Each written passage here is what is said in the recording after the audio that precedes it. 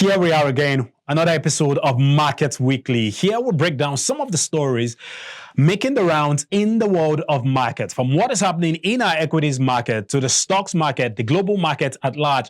We'll break down all of this and some top corporate news and stories around the Nigerian corporate scene, just like what is happening with VFD Group, making some bold move. This is Market Weekly on Nairametrics Television. Let's start with some of the top stories. First, we're starting with the VFD Group. 16 billion naira. That's what VFD Group is raising. Some bold debt raise. Now, is this going to fuel their 2025 ambition, or it's going to be a strain on their balance sheet? We're going to find out as the year unfolds. But let's take a look at a few of the numbers. 16 billion naira, 16.3 billion naira in recent bond issuance to finance its ambitious 2025 expansion strategy. But with Nigeria's high interest rate, a lot of analysts are saying, how sustainable is this? Do they have the capacity to be able to withstand the 17% interest rate? Series 1 bond at 17% interest rate. It's going to bring about strong investors' demand. However, we're seeing the analysts are questioning whether VFD's debt to equity ratio, which is currently at 2.7x, how sustainable is this? Is this going to leave enough room for flexibility? Is this going to leave enough room for some kind of flexibility in the market? We're going to find out about this because the group aims to scale operations across fintech, real estate, and even the capital market at large. Remember, now VFD is also listed in our capital market, and the 2024 result was saying that a year-on-year increase was 22%. They were up by 22% on a year-on-year revenue growth, as a matter of fact. And how do they intend to keep this pace? Those are the conversations coming from the lips of a couple of analysts and a lot of economists from the economy. Let's see what is happening with FBN Holdings. FBN Holdings, that's First Bank Nigeria holding, the holding company for First Bank Nigeria. They're rebranding to First HoldCo. And why is this happening? We're seeing that the financial giant, formerly known as First Bank of Nigeria Holdings, has announced a major rebranding as a part of its long-term corporate restructuring. And there's been a lot of back and forth as regards FBN because we're seeing the chairman, which is Femi Otedola, has been in the limelight lately talking about restructuring of the bank. And right now, what is really behind this move? The bank says that the transition to a holding co structure allows it to diversify its revenue stream beyond traditional banking with a stronger focus on insurance, and also taking a look at asset management and fintech services, with total assets hitting 14.1 trillion naira. Now, that's some decent numbers, if you ask me, for one of the oldest financial institutions in this country. Their Q4 result gave us an insight into the 14.1 trillion naira in total assets, and we're seeing that their net profit surged 28% year on year. FBN transformation comes at a critical time, and a lot of analysts are asking, how is this going to have a positive impact in their bottom line? We're going to find out and keep you abreast as to how all of this unfolds. Let's take a look at what is happening in the energy sector. Oando Plc, their stocks rose by 529%. How do they intend to keep this momentum? That's the big question a lot of people are asking. Now, Oando Plc has been on a meteoric rise with the stock price surging 529% in the last year, that's 2024.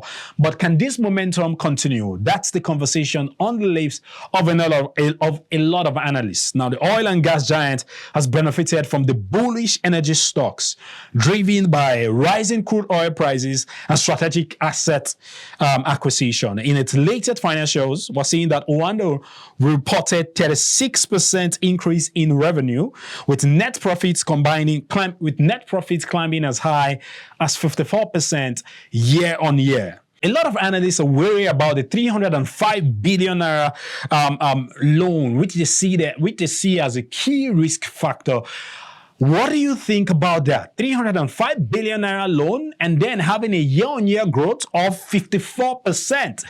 And all of this is against the backdrop of their stocks doing some decent numbers, 529%.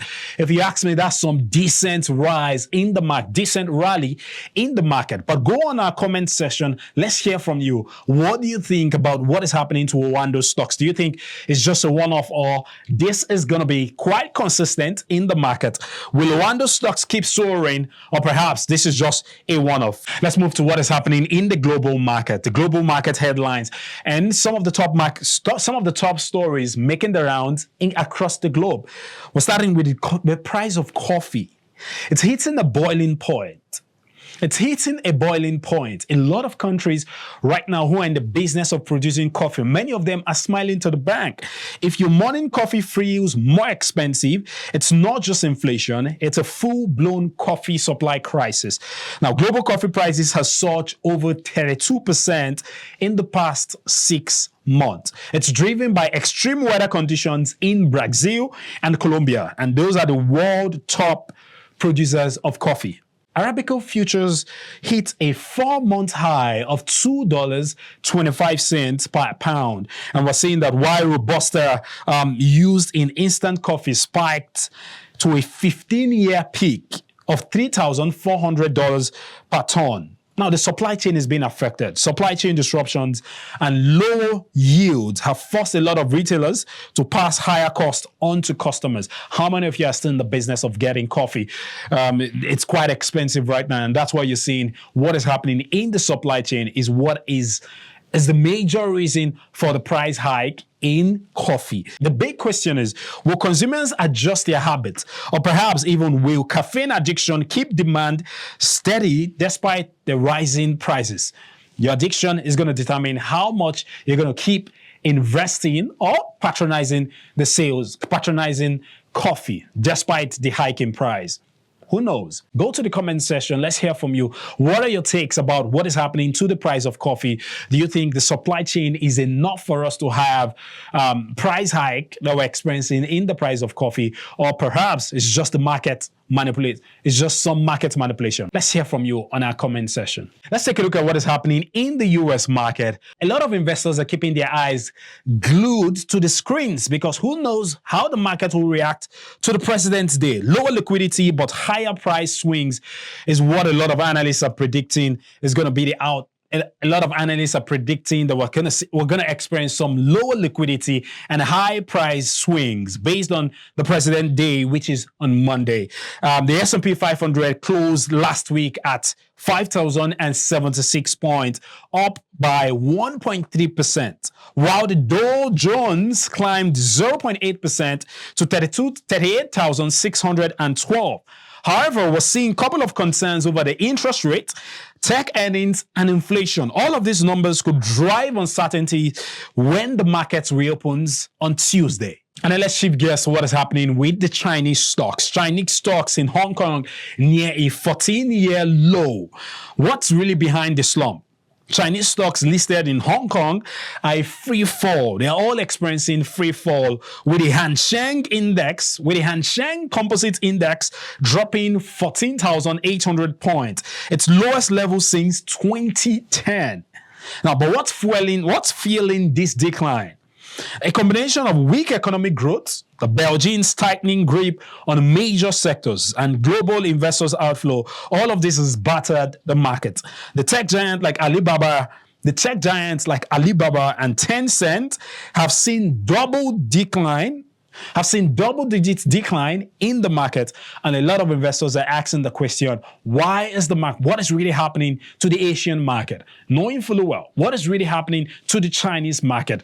But all of this is against the backdrop of what is happening in the Asian market. The foreign investors are pulling billions out of Chinese markets.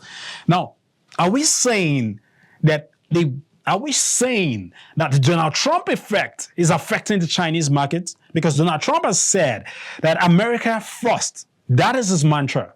And capital flight is most likely what we're experiencing from Chinese market down to what is happening in the West. We're going to find out all of this as the year. We're going to find out all of this as the year unfolds. Let's come back home to what's happening in our equities market, the NGX. Let's take a look at the recap of the NGX, the Nigerian equities market. First, we're starting with Monday. The week kicked off with a slight decline in the NGX. The all-share index of the NGX closed at 105,891.33 points, slipping by 0.04% decline. 0.04% decline.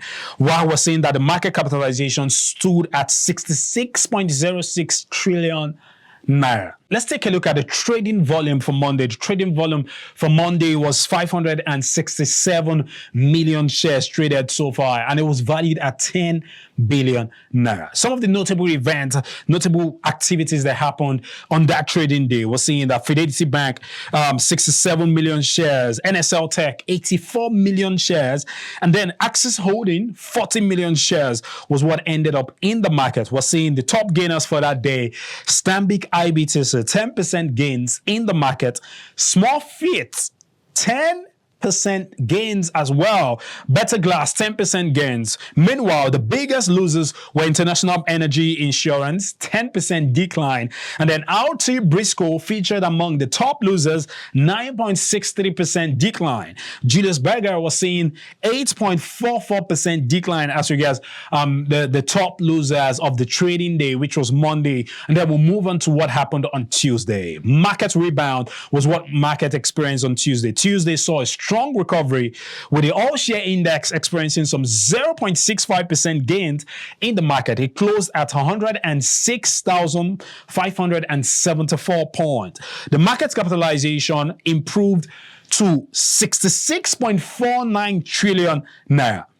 478 million shares traded so far, valued at 11.7 billion naira. That's some 1 billion increase from what happened the previous day. Let's take a look at some of the top gainers. The top gainers for the day, Ella Lakes featured among the top gainers, experiencing some 10% gains in the market. Honeywell Flour Mills experienced some 9.9% gains in the market. And then Eternal PLC, 9.93% gains in the market. On the flip side, its biggest losers of the day. As of Tuesday, International Energy Insurance, 9.78% decline. And then Unicel, 9.74% decline. Look at what is happening to Sovereign Insurance, 9.0% decline. The most traded stocks for the day, that's Tuesday. Access Corporation, 38 million shares traded for that day. Transcorp also featured among the top traded stocks.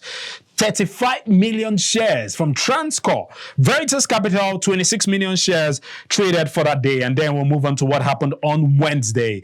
The rally continued midweek as the all-share index experienced some 1.17% gains in the market. It settled at 107,822 points. The market capitalization increased to 67 trillion naira.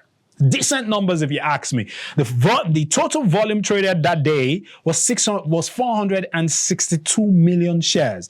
462 million shares traded, valued at 10 billion naira. Remember what happened on Tuesday? It was 478 million shares and it was valued at 11 billion naira. But now we're seeing on Wednesday, 462 million shares valued at 10.2 billion naira. Let's take a look at the top gainers. Ikeja Hotels, 10% gains in the market. VFD Group also experienced some 10% gains.